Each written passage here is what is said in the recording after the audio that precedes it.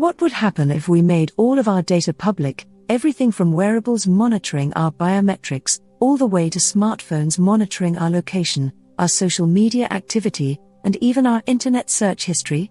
Would such insights into our lives simply provide companies and politicians with greater power to invade our privacy and manipulate us by using our psychological profiles against us?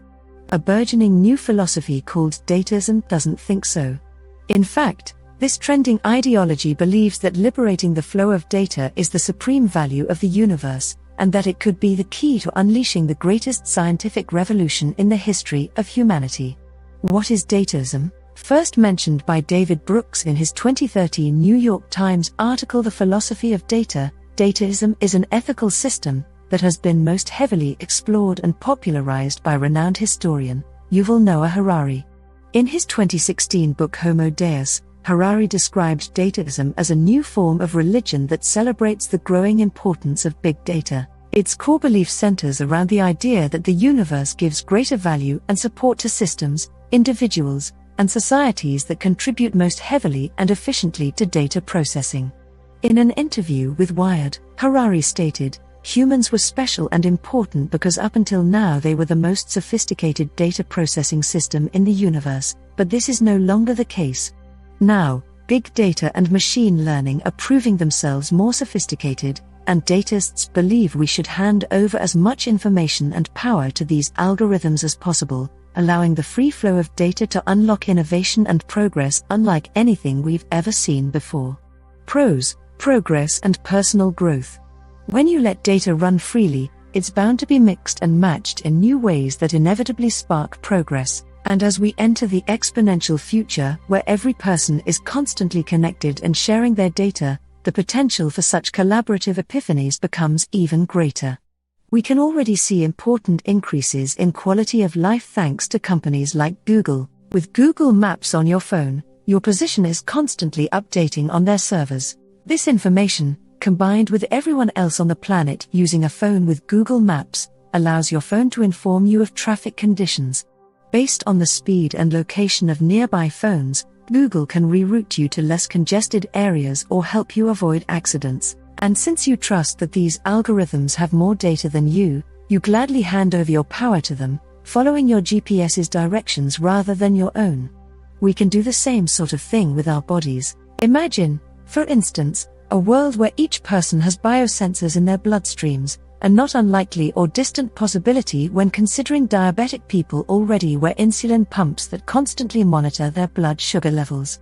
And let's assume this data was freely shared to the world. Now imagine a virus like Zika or the bird flu breaks out. Thanks to this technology, the odd change in biodata coming from a particular region flags an artificial intelligence that feeds data to the CDC, Center for Disease Control and Prevention. Recognizing that a pandemic could be possible, AIs begin 3D printing vaccines on demand, predicting the number of people who may be afflicted. When our personal AIs tell us the locations of the spreading epidemic and to take the vaccine it just delivered by drone to our homes, are we likely to follow its instructions? Almost certainly, and if so, it's likely millions, if not billions, of lives will have been saved. But to quickly create such vaccines, we'll also need to liberate research. Currently, universities and companies seeking to benefit humankind with medical solutions have to pay extensively to organize clinical trials and to find people who match their needs. But if all our biodata was freely aggregated, perhaps they could simply say monitor all people living with cancer to an AI, and thanks to the constant stream of data coming in from the world's population, a machine learning program may easily be able to detect a pattern and create a cure.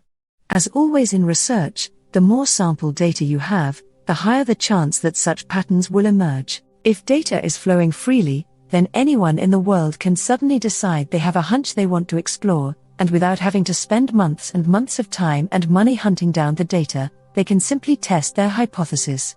Whether garage tinkerers, at-home scientists, or PhD students, an abundance of free data allows for science to progress unhindered, each person able to operate without being slowed by lack of data. And any progress they make is immediately liberated, becoming free data shared with anyone else that may find a use for it. Any individual with a curious passion would have the entire world's data at their fingertips, empowering every one of us to become an expert in any subject that inspires us. Expertise we can then share back into the data stream, a positive feedback loop spearheading progress for the entirety of humanity's knowledge.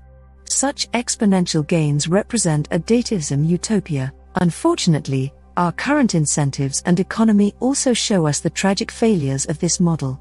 As Harari has pointed out, the rise of dataism means that humanism is now facing an existential challenge and the idea of free will is under threat. Cons: manipulation and extortion. In 2017, The Economist declared that data was the most valuable resource on the planet, even more valuable than oil. Perhaps this is because data is priceless, it represents understanding, and understanding represents control. And so, in the world of advertising and politics, having data on your consumers and voters gives you an incredible advantage. This was evidenced by the Cambridge Analytica scandal, in which it's believed that Donald Trump and the architects of Brexit leveraged users' Facebook data to create psychological profiles that enabled them to manipulate the masses. How powerful are these psychological models? A team who built a model similar to that used by Cambridge Analytica said their model could understand someone as well as a coworker with access to only 10 Facebook likes. With 70 likes they could know them as well as a friend might, 150 likes to match their parents' understanding, and at 300 likes they could even come to know someone better than their lovers. With more likes, they could even come to know someone better than that person knows themselves. Proceeding with caution. In a capitalist democracy, do we want businesses and politicians to know us better than we know ourselves? In spite of the remarkable benefits that may result for our species by freely giving away our information, do we run the risk of that data being used to exploit and manipulate the masses towards a future without free will, where our daily lives are puppeteered by those who own our data? It's extremely possible. And it's for this reason that one of the most important conversations we'll have as a species centers around data ownership. Do we just give ownership of the data back to the users, allowing them to choose who to sell or freely give their data to? Or will that simply deter the entrepreneurial drive and cause all of the free services we use today, like Google Search and Facebook, to begin charging inaccessible prices?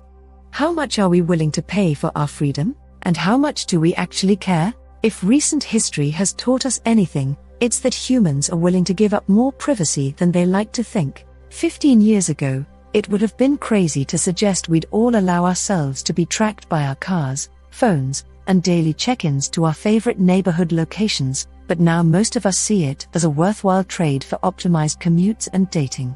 As we continue navigating that fine line between exploitation and innovation into a more technological future, what other trade-offs might we be willing to make? Thanks for watching.